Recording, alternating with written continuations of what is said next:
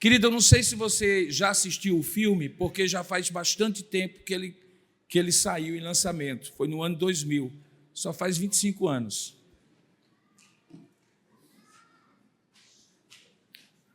Mas o nome do filme é A Corrente do Bem.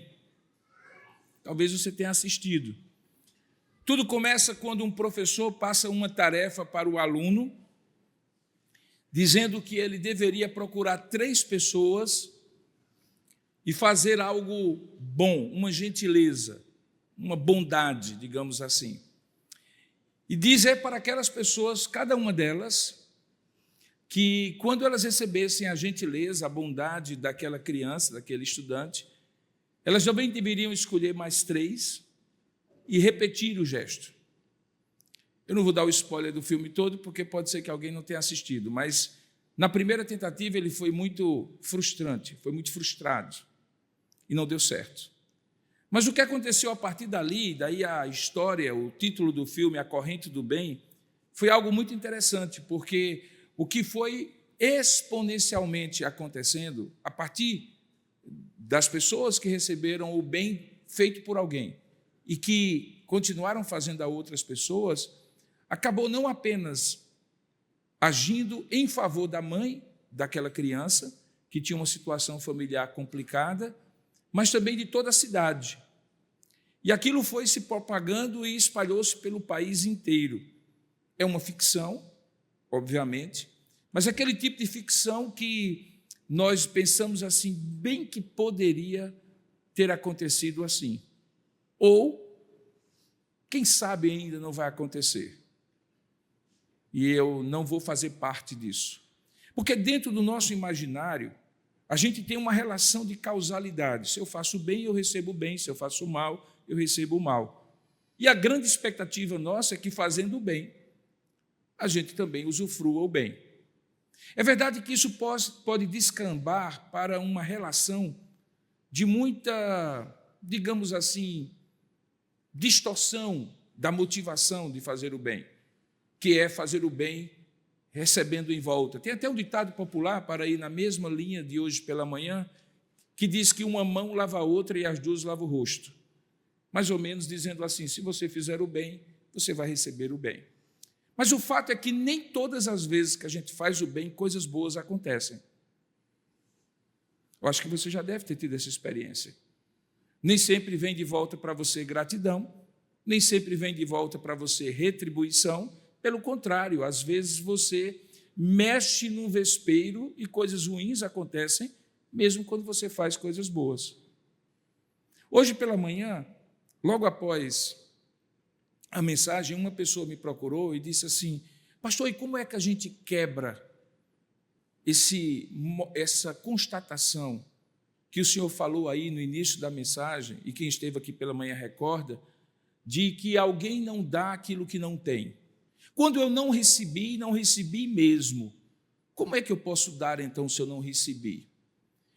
E eu disse para aquela pessoa que é exatamente o grande fruto do cristianismo, da fé cristã, da ação de Deus na nossa vida, que é a capacidade de, a partir de nós, a história ser diferente. O fato de alguém não ter nos feito bem, até ter nos ofendido, ou, como era o caso concreto, não ter o que nos dar e, portanto, não modelar o nosso exemplo, não inspirar a nossa vida, até porque não era nem questão de ter boa vontade ou não, mas porque não sabia fazer ou não tinha tido experiência de fazer e, portanto, não nos deu, que agora, em nós, é justamente por essa consciência que algo pode mudar. Como eu costumo falar, quando alguém faz alguma coisa, ou faz, porque já fizeram tanto com ele, que ele ficou impregnado, seja do mal ou do bem, e acaba repetindo à exaustão aquilo que recebeu à exaustão, ou é porque não recebeu, particularmente no caso do bem, e sentiu tanta falta que resolveu dizer assim, a partir de mim vai ser diferente, o mal que me fizeram, eu vou fazer ao contrário. O amor que não me deram, eu vou oferecer a muitos. A bondade que não me ofereceram, eu vou me tornar um mestre da bondade para outros. No texto que nós lemos hoje pela manhã e no qual nós expomos, nós vimos como o apóstolo Pedro e o apóstolo João, indo às 3 horas da tarde, para o templo de Jerusalém para orar, encontraram um homem que era coxo de nascença, numa das portas que tinha maior trânsito dentro do templo, que era a Porta Formosa. E ali aquele homem era colocado, sabe-se lá quanto tempo. Literalmente o texto diz que o colocavam ali como se coloca um móvel, um objeto, para que ele pudesse mendigar, receber algumas esmolas e sobreviver. E aquele diálogo que começa a partir de um olhar fito de Pedro sobre aquele homem, que não o viu como um objeto, mas como alguém que precisava ser visto, não invisivelmente, como às vezes acontece nos dias de hoje, mas como alguém cujo valor era importante. E que depois continuou quando Pedro o convida para olhar para ele, não apenas para a mão em busca do benefício, e ainda mais quando continua, quando Pedro dá àquele homem não apenas o que tinha, mas aquilo que ele tinha sido dado de maneira tão preciosa, que era a graça de Deus, de modo que ele responde: eu não tenho ouro nem prata, mas isso que eu tenho te dou, em nome de Jesus Cristo, levanta e anda. E aquele homem levanta, anda, e a sua história muda. Bom, se a história acabasse ali, a gente poderia concluir que foi tudo muito bem, né? Que o bem feito produziu um bem feito e um bem resultado, ou um bom resultado, e, consequentemente, vamos para casa, foram felizes para sempre. Mas, a partir dali, uma série de eventos, de novos nexos, positivos e negativos, acontecem. E é por isso que eu os convido hoje à noite a revisitar esse texto, que se encontra em Atos capítulo 3. E nós vamos ver agora o restante do texto depois que o bem foi feito. Se hoje pela manhã o tema é ofereça o bem, hoje prepare-se para o resultado daquilo que você oferece. Pode ser bom, pode não ser tão bom. Pode ser agradável, pode não ser tão agradável. Abra, portanto, a sua Bíblia em Atos capítulo 3, onde nós vamos ler logo depois do acontecido, no versículo 11 em diante. Eu estou com a versão Almeida atualizada, de modo que, se você estiver com a versão atualizada apenas, pode ser que tenha uma pequena diferença na projeção, mas, obviamente, que o sentido é preservado. Atos capítulo 3, a partir do verso 11, diz assim a palavra de Deus: enquanto aquele homem, referindo-se ao coxo de nascença, ainda se mantinha ao lado de Pedro e João, todo o povo, perplexo, correu para junto deles no pórtico, que era uma espécie de alpendre lateral do templo, chamado Pórtico de Salomão. Quando Pedro viu isso, ele dirigiu-se àquele povo, dizendo: israelitas, por que vocês estão admirados com isto? Ou por que estão com os olhos fixos em nós, como se pelo nosso próprio poder ou piedade tivéssemos feito este homem andar? O Deus de Abraão, o Deus de Isaque, o Deus de Jacó, o Deus dos nossos pais, glorificou o seu servo Jesus, a quem vocês traíram e negaram diante de Pilatos, quando este já havia decidido soltá-lo. Vocês negaram o santo e o justo, e pediram que fosse solto um assassino, Barrabás. Vocês mataram o autor da vida, a quem Deus ressuscitou dentre os mortos, do que nós somos testemunhas. Pois bem, pela fé no nome de Jesus, este Jesus, é que esse mesmo nome fortaleceu a este homem que vocês estão vendo e bem conhecem. Sim, a fé que vem por meio de Jesus deu a este homem saúde perfeita na presença de todos vocês. E agora, irmãos, eu sei que aquilo que vocês fizeram por ignorância, como também as suas autoridades o fizeram. Mas Deus assim cumpriu o que tinha anunciado anteriormente pela boca de todos os profetas, que o seu Cristo havia de padecer. Portanto, arrependam-se e se convertam, para que sejam cancelados os seus pecados, a fim de que da presença do Senhor venham tempos de refrigério e que Ele envie o Cristo que já foi designado para vocês a saber, Jesus, ao qual é necessário que o céu receba até os tempos da restauração de todas as coisas, do que Deus falou por boca dos seus santos profetas desde a antiguidade. Porque Moisés disse: o Senhor Deus fará com que do meio dos irmãos de vocês se levante um profeta semelhante a mim. A esse vocês ouvirão em tudo o que ele lhes disser. Quem não der ouvidos a esse profeta será exterminado do meio do povo. E aí continuou Pedro. E todos os profetas, a começar com Samuel, assim como todos os que falaram depois dele, também anunciaram estes dias. Vocês são os filhos dos profetas e da aliança que Deus estabeleceu com os pais de vocês, dizendo a Abraão: na sua descendência serão abençoadas todas as nações da terra. E isso Deus o fez, tendo ressuscitado o seu servo, e o enviou primeiramente a vocês, para abençoá-las, no sentido de cada um abandone as suas maldades. Enquanto Pedro e João assim falavam ao povo, chegaram os sacerdotes, o capitão do templo e os saduceus, ressentidos porque os apóstolos estavam ensinando o povo e anunciando em Jesus a ressurreição dentre os mortos. Então prenderam Pedro e João e os recolheram ao cárcere até o dia seguinte, pois já era tarde. Porém, muitos dos que ouviram a palavra creram, subindo o nome desses homens a quase 5.000 pessoas.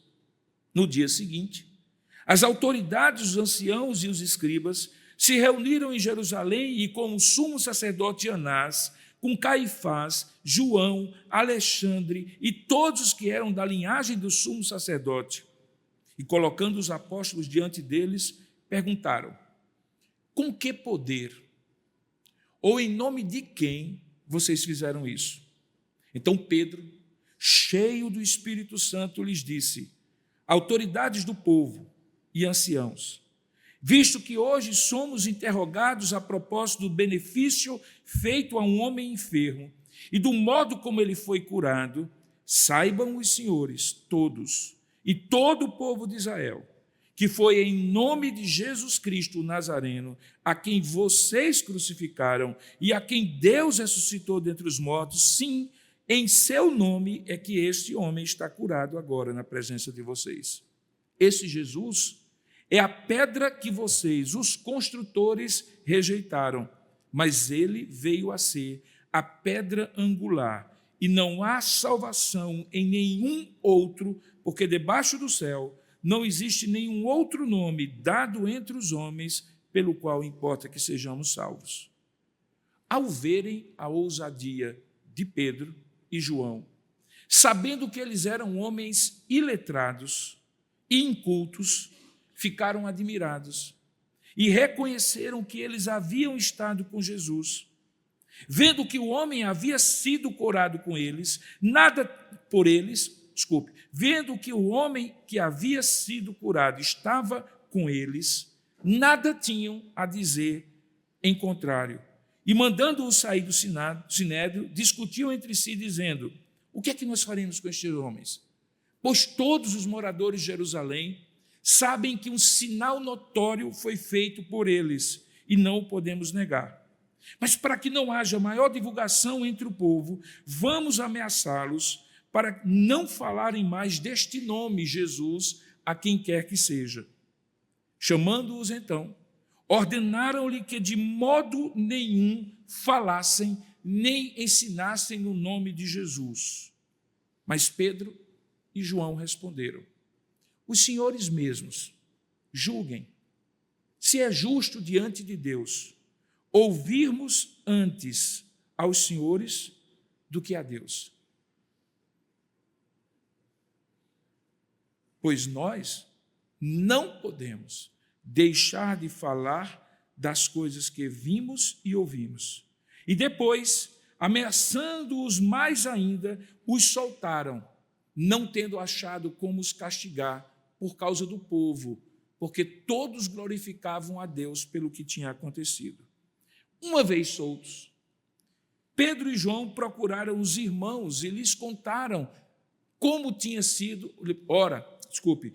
Uma vez soltos, Pedro e João procuraram. Estou faltando o verso 22, desculpe.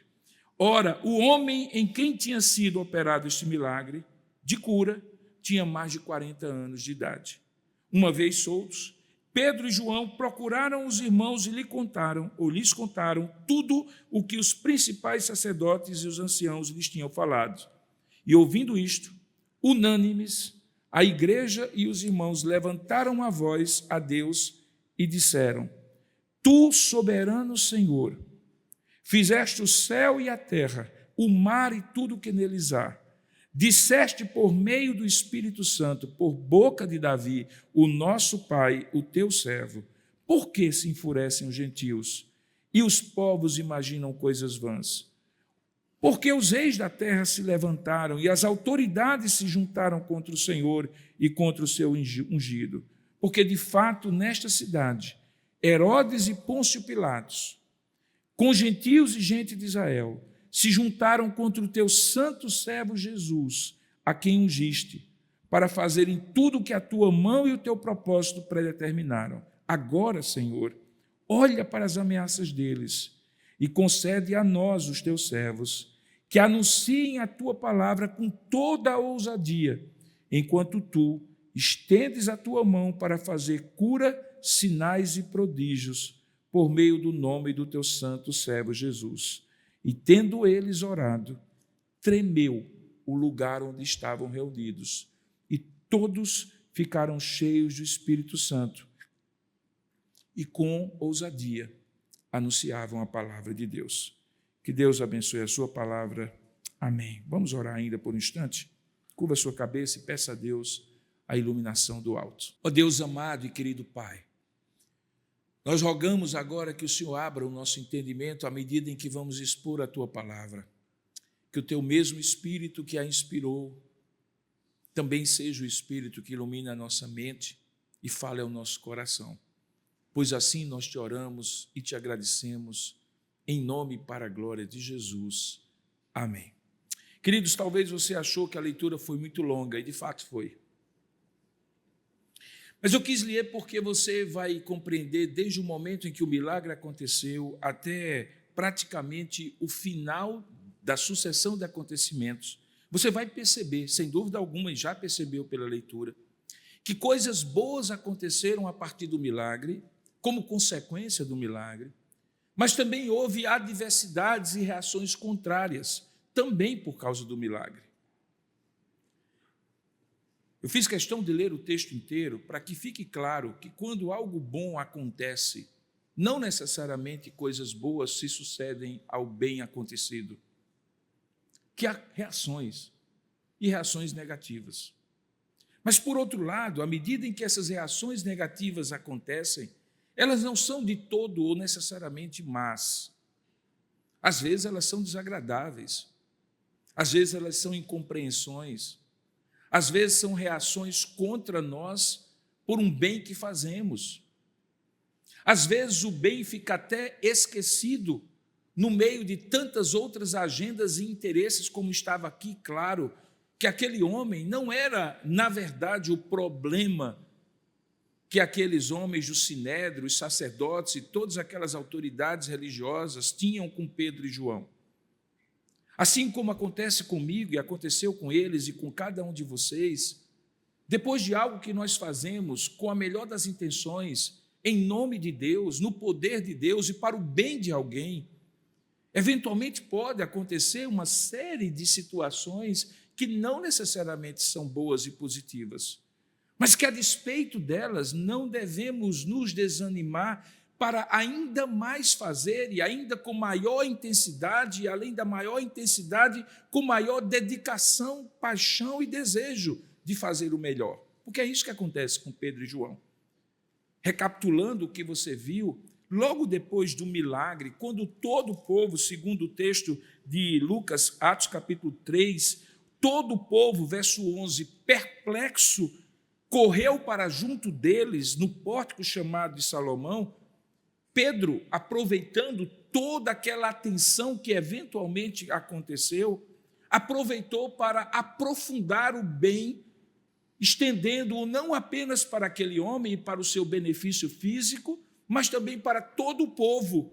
Em outras palavras, aproveitando a viagem, Pedro entende que todo aquele milagre que se esgotava no benefício que aquele homem havia recebido, de agora poder andar, correr, pular, louvando e entrando no templo, como nós vimos pela manhã ter sido a reação dele, que o melhor ainda estava por vir, e o melhor passaria pelo que todo aquele povo poderia ouvir. Por isso, a partir do verso de número 12, ele começa a pregar para aqueles que estavam ali.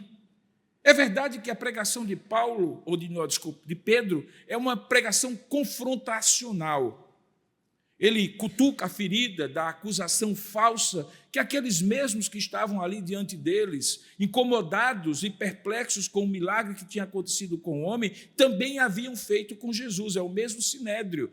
Você tem até os mesmos nomes, lembra? É o mesmo Anás, é o mesmo Caifás, que agora estão diante de Pedro e João, junto com a seita dos saduceus e outros tantos do templo, que faziam parte da guarda religiosa que havia no templo, incomodados. E Pedro confronta-os com a verdade de que o incômodo deles com o bem que aquele homem havia recebido era da mesma natureza e na mesma essência do incômodo deles com o bem que o nosso Senhor Jesus Cristo veio. E ele coloca isso de maneira muito clara, quando diz, olha, Deus capacitou o seu servo, o seu santo servo, Jesus, para fazer o bem, e vocês negaram o santo e o justo e pediram que fosse solto um assassino. Vocês mataram o autor da vida.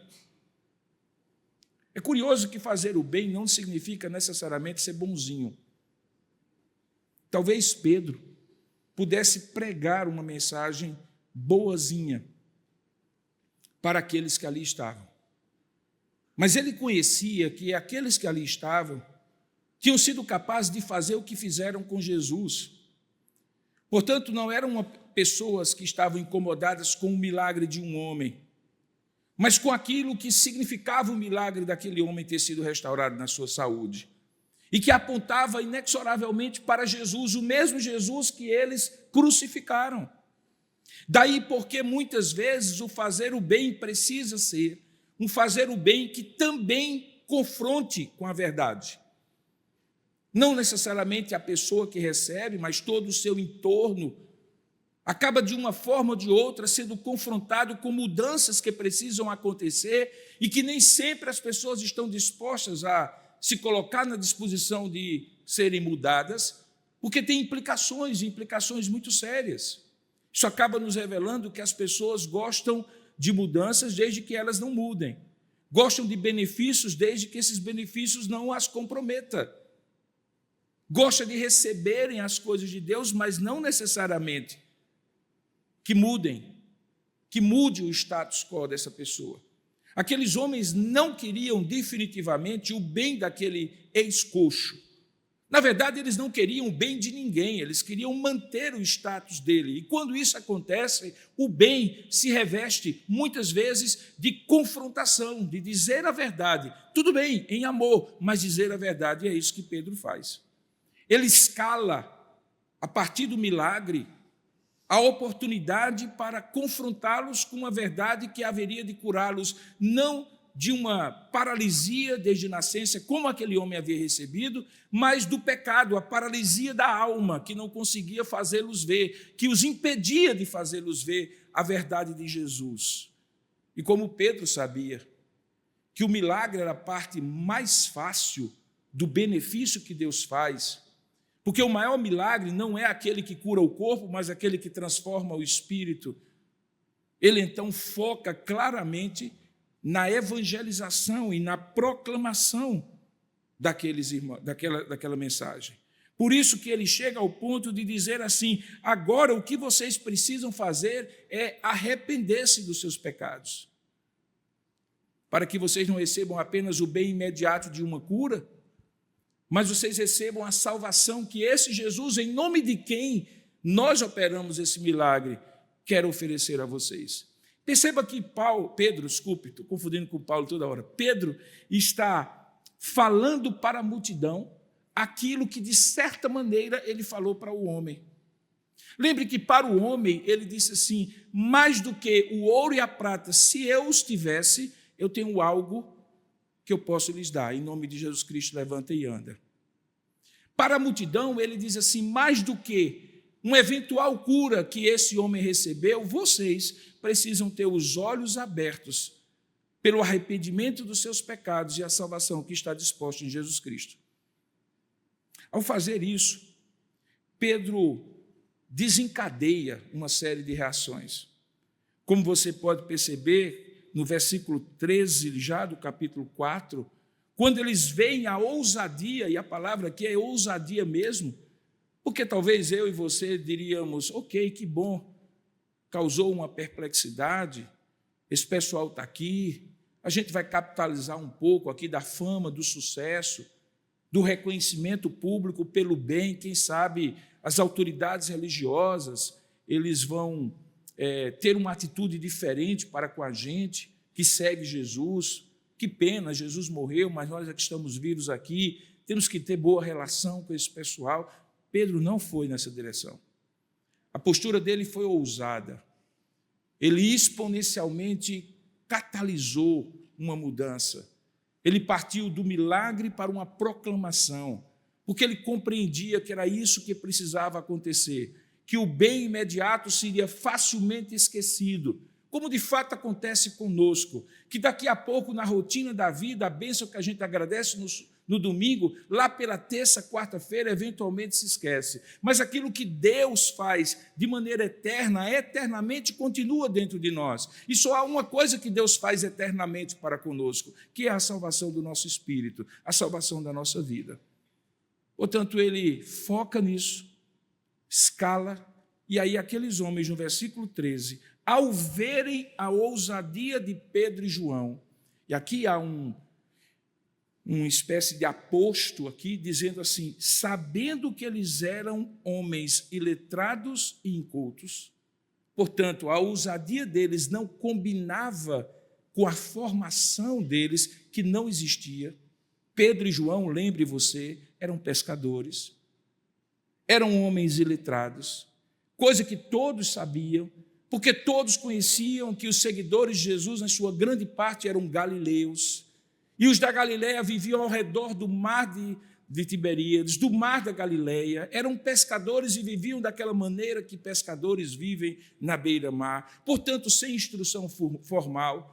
Quando eles veem aquela ousadia, aquela intrepidez, aquele poder argumentativo, oratórico, retórico que aqueles homens tinham, e que não era criação nem formação humana que havia lhes dado, eles ficaram admirados. E esta admiração, queridos, tinha um motivo. Diz o texto que eles ficaram admirados e reconheceram que eles haviam estado com Jesus. Veja que essa admiração é diferente daquela primeira admiração que eles tiveram quando viram o homem são. Aquela primeira é o impacto da surpresa, de terem visto tantas vezes aquele homem ali cocheando na Porta Formosa e pedindo esmola, e agora aquele homem estava louvando e pulando e contando o que tinha acontecido dentro do templo. Era algo extraordinário, surpreendente. Aquela era essa admiração, descrita assim. Mas aqui não é uma admiração de uma surpresa, mas de uma constatação. E a constatação era que mesmo homens iletrados e ignorantes como Pedro e João tinham sido profundamente impactados e transformados, moldados e modelados pela presença e companhia de Jesus. Veja que começa a haver aqui um efeito positivo e maravilhoso do fato de Pedro ter escalado, a partir do milagre, a pregação. Perceba que o que Pedro estava agora fazendo era que, de fato, a atenção dele as atenções deles fossem pautadas não pelo milagre. De imediato, o foco deles do milagre passou para Jesus. E a constatação que eles chegaram é: esse pessoal que fez o milagre, o surpreendente é que eles são homens iletrados e ignorantes, e só podem ser assim porque estiveram com Jesus. Pedro atingiu o seu objetivo, tirou a atenção do milagre em si e colocou a atenção daquele povo na pessoa de Jesus.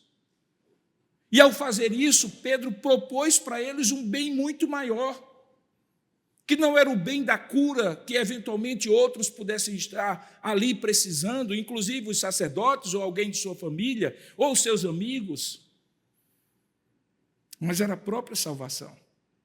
Quando eles, apesar de reconhecerem assim, e agora estarem confrontados cara a cara com a figura de Jesus, porque em toda a pregação de Pedro é Jesus que é apontado por ele tira a glória que eventualmente pudesse lhe ser dada a ele e a João e aponta para Jesus, porque foi no nome desse Jesus que vocês mataram como autor da vida e Deus o ressuscitou. Quando Pedro faz isso, imediatamente eles reagem da única maneira, preste bem atenção, eles reagem da única maneira que uma pessoa que não quer mudar poderia reagir. O bem incomoda, irmãos, porque o bem questiona o status quo. O bem que Deus faz nos força a nos posicionar diante dele. O bem que recebemos nos leva a agradecer ou a não agradecer, a bendizer ou a se omitir. Acontece conosco e aconteceu com eles. De imediatamente eles fizeram uma conta simples. Se de fato esse homem está curado, se de fato esses homens fizeram essa cura não no poder deles, porque nós os perguntamos, em nome de quem, com que autoridade vocês fizeram isso? E eles apontaram para Jesus.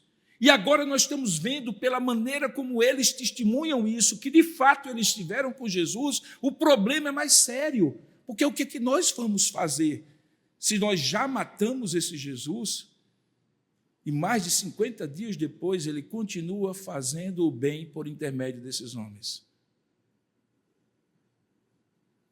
Frequentemente, irmãos, e eu espero que você tenha essa experiência, porque apesar de ser dolorosa, é uma experiência que sinaliza algo muito importante. Frequentemente eu passo por situações em que eu fico pensando assim: por que essa pessoa se ofendeu comigo? Por que o que eu falei foi tão ofensivo para ela? Eu falei de Jesus, falei que ela precisava se arrepender dos seus pecados e que só em Jesus Cristo ela poderia ter a vida eterna. Isso não é uma mensagem boa? Não é chamado de evangelho, as boas novas?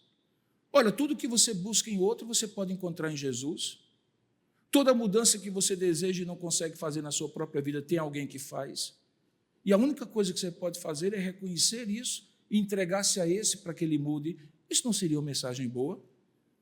E, de repente, do nada, aquela pessoa entende como uma mensagem que a confronta demais, que a incomoda demais, e que o bem que eu, assim como aqueles apóstolos, assim como você, assim como Jesus, deseja fazer, é compreendido como algo desagradável, confrontador, compreendido como algo inaceitável.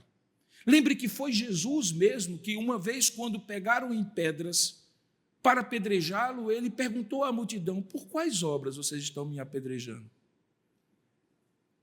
O que é que eu fiz para vocês me apedrejarem? Perceba que Jesus também entendia que, ao fazer o bem, as reações más, negativas, adversas, era decorrente não de algo que ele havia feito de mal no meio do bem, e nem que o mal havia tomado o bem que ele havia feito, mas que as pessoas, literalmente, ao serem abençoadas, porque abençoado é receber o bem, assim como bem dizer é reconhecer o bem, necessariamente não vão ver isso como algo positivo. E aqui talvez cabe até mais um ditado popular para fechar o domingo, é que quando a esmola é grande, até o cego desconfia. Parece que fazer o bem e oferecer mais para as pessoas, se elas precisarem reconsiderar os seus valores, seus princípios, suas crenças, elas não vão querer. E foi isso que aconteceu. Eles reagiram da única maneira que eles poderiam reagir. Diz que, vendo que o homem que havia sido curado, verso 14, estava com eles, e nada tinham a dizer em contrário, porque contra fatos não há argumentos. Mais um ditado popular para fechar a noite. O que é que eles decidem? Eles decidem que deveriam dar ao homem, ou àqueles dois homens, a seguinte ordem.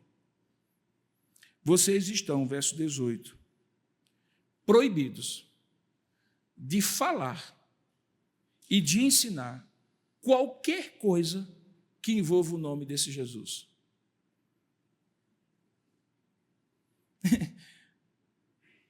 Parecia lógico para eles, né? Simples. Como é que você cala alguém? Você manda calar. Mas para Pedro e João não, irmãos. Porque na reação deles, eles foram ao centro daquilo que eles não poderiam abrir mão. E qual era o centro daquilo que eles não poderiam abrir mão? Simples. A convicção que eles tinham sobre Jesus. Você sabe o que é uma ditadura? É quando você proíbe aquilo que Deus manda alguém fazer, ou quando você manda alguém fazer o que Deus proíbe.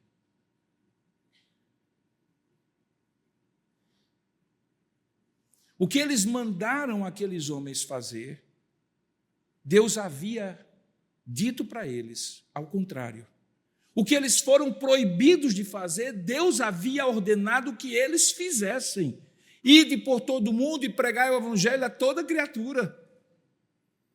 Portanto, eles chegaram ao limite em que o bem que havia sido feito, diante da reação do mal, ou era tudo ou era nada.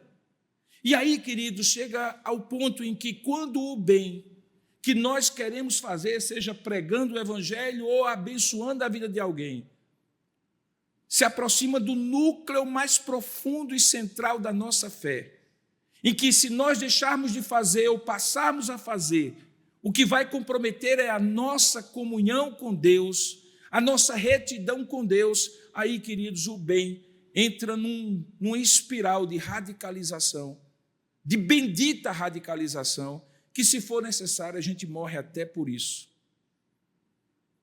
E foi exatamente isso que eles disseram. E o fizeram com uma retórica perfeita. Quem eram aqueles homens que agora os proibiam de fazer o bem? Justamente os homens que estavam ali para fazer o bem. Quem era o sumo sacerdote? O homem que piedosamente levava o povo a Deus por meio das orações, das intercessões, dos sacrifícios e ofertas, para que Deus abençoasse o povo. E como é que um sumo sacerdote, cuja missão e vocação é fazer o bem para o povo diante de Deus, agora proíbe que dois homens iletrados e ignorantes falem de Jesus em nome de quem eles curaram um coxo de nascença? Que, como nós vimos no texto, fazia 40 anos que mendigava naquela porta formosa. Por conta disso, veja o argumento que eles usam. Ele diz assim, no versículo 19, os senhores mesmos julguem. Eu acho maravilhosa essa argumentação. Só não vai ser nós, não vamos ser nós que vamos dizer se vamos fazer ou não. Nos ajudem a decidir. Vocês nos julguem. O que é que nós devemos fazer? Nós devemos, para sermos justos diante de Deus, ouvir a vocês que nos proíbem de fazer o bem? ou obedecer a Deus que nos manda fazer o bem? Julguem vocês. Como se Jesus estivesse dizendo: por quais obras ruins vocês estão dispostos a me apedrejar? Qual é o problema com o bem que eu fiz para vocês?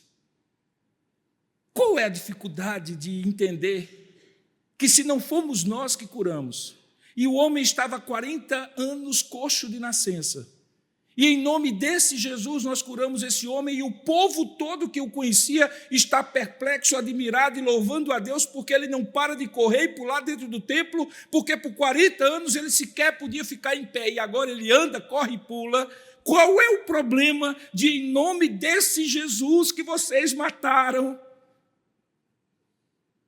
nós continuemos pregando o evangelho para homens como esse, inclusive para vocês também, que precisam se arrepender do mal que fizeram contra Jesus? Veja, o que uma pessoa diz depois disso? Nada, né? Não tem que dizer nada.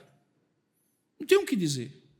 E o texto diz que aqueles homens, de fato, não puderam dizer nada. O verso 21 diz que os ameaçaram mais ainda, e a grande arma do mal é a ameaça, ameaçaram mais ainda, mas tiveram que os soltar, não tendo achado mais como os castigar por causa do povo, porque todos glorificavam a Deus pelo que tinha acontecido.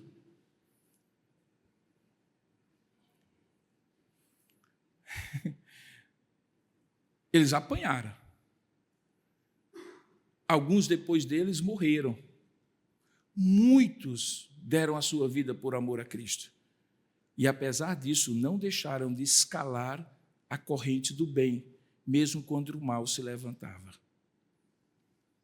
Fechando e encaminhando para a conclusão, uma vez soltos, e é por isso que eu li até o final, eles vão de volta aos irmãos. Alguns daqueles 5.000 que haviam se convertido, veja aí no verso 4 do capítulo 4, se 3.000 foi no dia da conversão, no dia de Pentecostes, agora já sobe o número para mais 5.000 pessoas, ou juntando os dois, dando um total de 5, é uma coisa extraordinária de uma forma ou de outra. Eles voltam para aqueles irmãos, os procuram e contam tudo aquilo que privativamente os principais sacerdotes e os anciãos lhes tinham falado. E aí, o que é que alguém poderia dizer naquela hora? Graças a Deus, pastor Pedro, graças a Deus, pastor João. Vamos ficar quietinho, porque foi um grande livramento. Vamos acalmar um pouco, vamos dar uma recuada.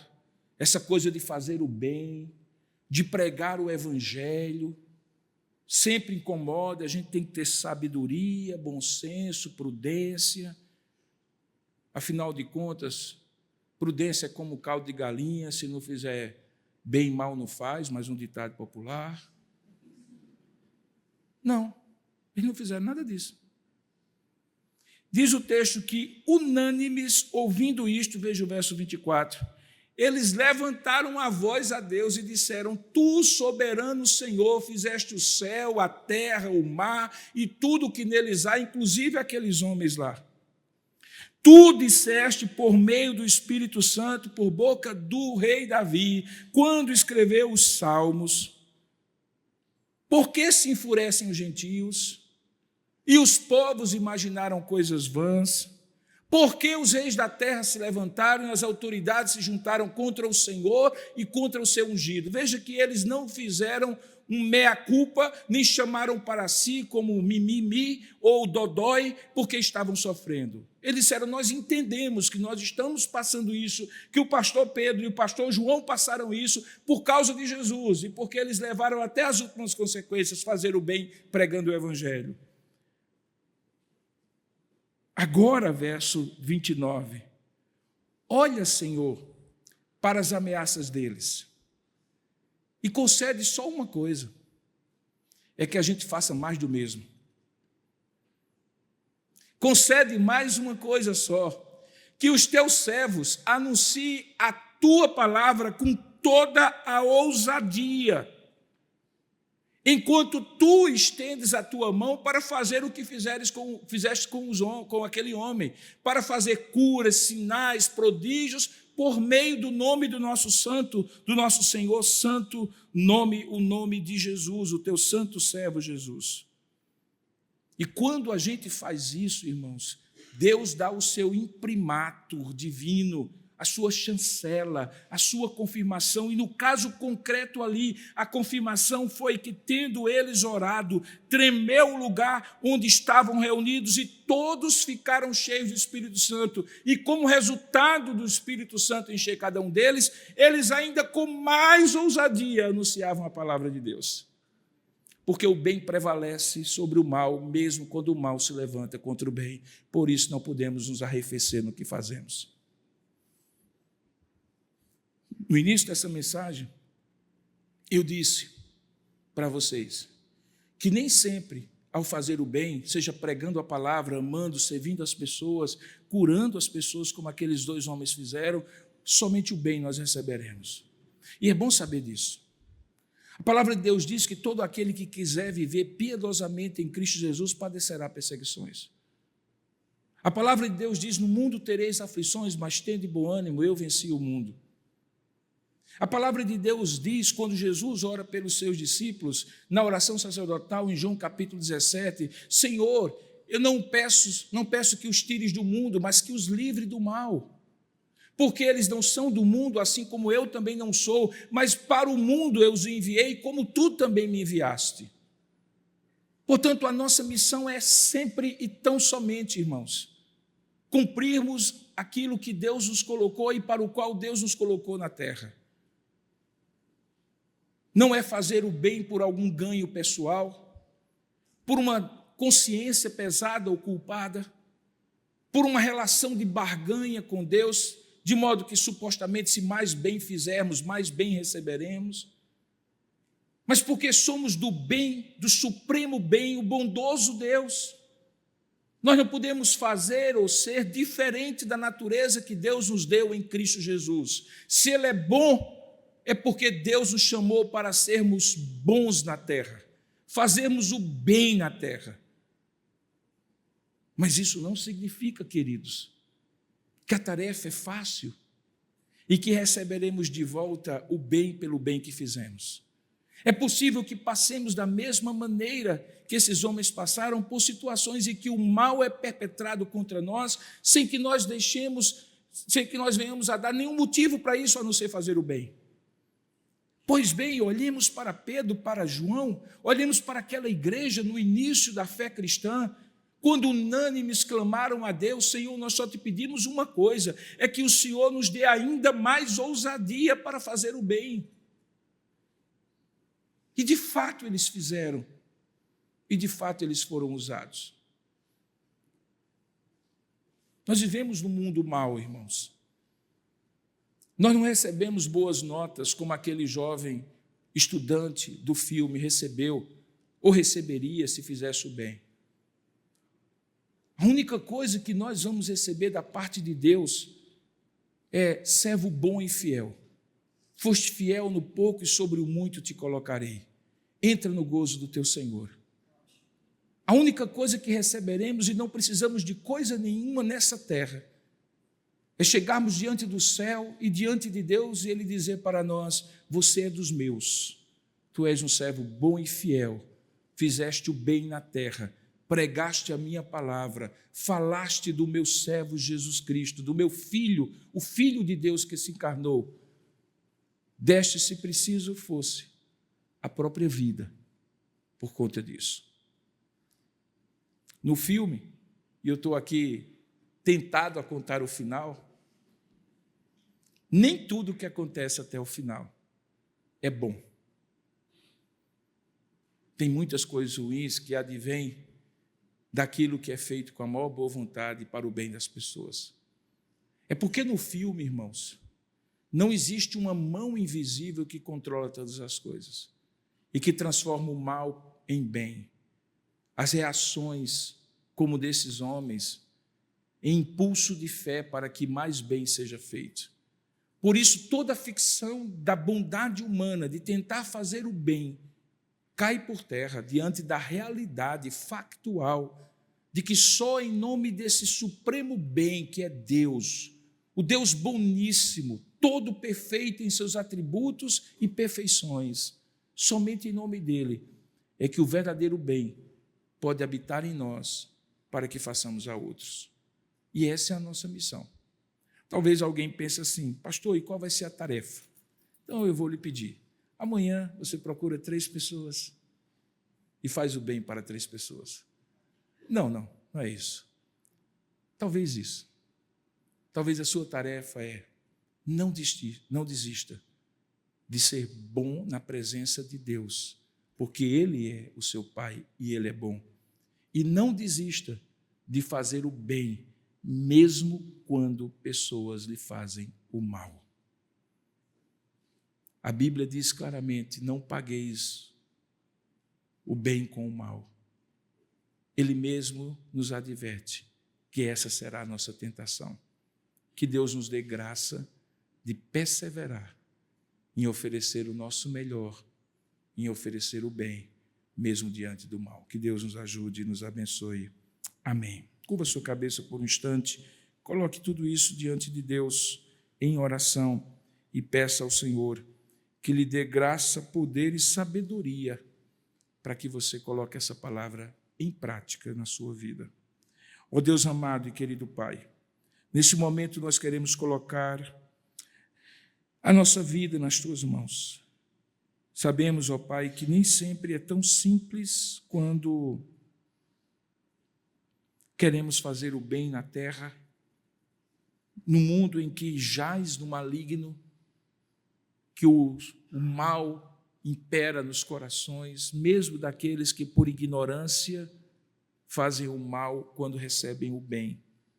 É possível que muitos de nós, ou alguns de nós, estejamos, em alguma medida, desanimados de fazer o bem quando o mal se volta em retribuição.